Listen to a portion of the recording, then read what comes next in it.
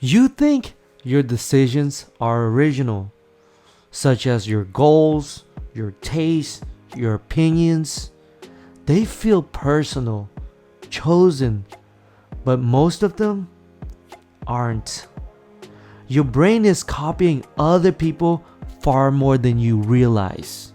And the scary part, it's not because you're weak, it's because you're human. Here's the core idea. We like to believe we're independent thinkers, that our choice come from logic, from values, from careful reasoning. But the brain evolved for survival, not originality. And survival meant one thing: fit in first, think later. Now let's discuss the psychology insights. There's a concept in psychology called social mirroring. We subconsciously copy the beliefs, behaviors, and desires of the people around us. Not because they're right, but because being different once meant being unsafe. So your brain asks a quiet question all day. What are people like me doing? Then it follows. Here's a real world example. Look at trends, careers, crypto, side hustles, minimalism, Van's life. Basically, millions of people are making independent choices at the exact same time. And that's not coincidence. That's collective imitation. What's interesting is that it goes deeper than trends. Let's think about it. Why do people feel poor even when they earn more than ever? Because wealth is relative. Basically, you don't compare yourself to billionaires. You compare yourself to your circle, your coworkers, your friends, your feed. Your brain copies the financial norms around you. Spending, lifestyle, risk. That's why two people with the same income can feel completely different levels of pressure. And here's a famous example. Charlie Munger warned us about this constantly. He said, the power of incentives and social proof is so strong it will bend your behavior without you noticing. That's not a quote about money, it's a warning about the mind. Now let's see it from a relationships angle.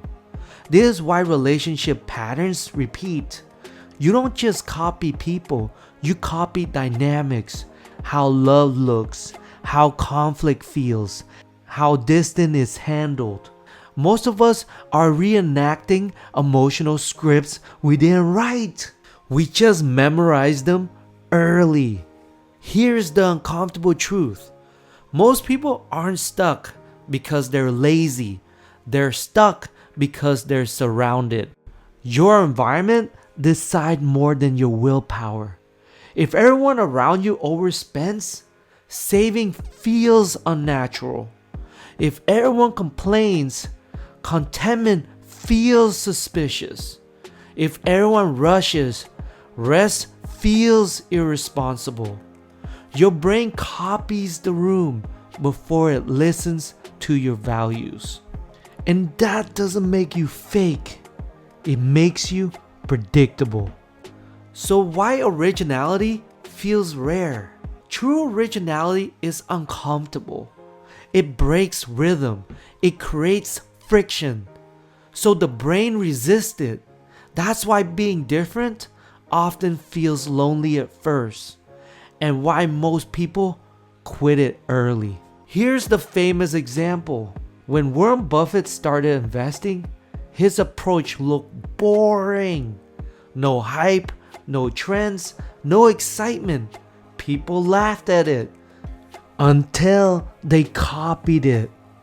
Originality looks strange before it looks smart. The goal isn't to stop copying. That's impossible. The goal is to choose who you copy. Because influence is unavoidable, but unconscious influence is expensive. Let's talk about the practical takes away. Here's how you can take back control. Step 1. Notice your defaults.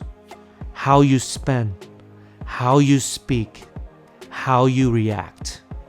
And simply ask, where did I learn this? Step 2.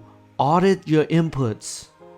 Who you follow, who you listen to, who you normalize. Your social media feed is shaping your future more than your goals are. Step 3. Create intentional distance. Not isolation, distance. Silence creates clarity. Step 4. Borrow consciously. Don't ask, what are others doing? Ask, who lives the life I actually want? Then basically learn from them.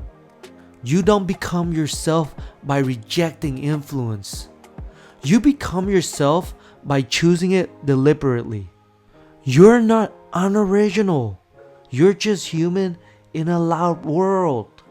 And the moment you stop copying by default, that's when your life starts to feel like your own. With all that said, thank you so much for watching and see you in the next video.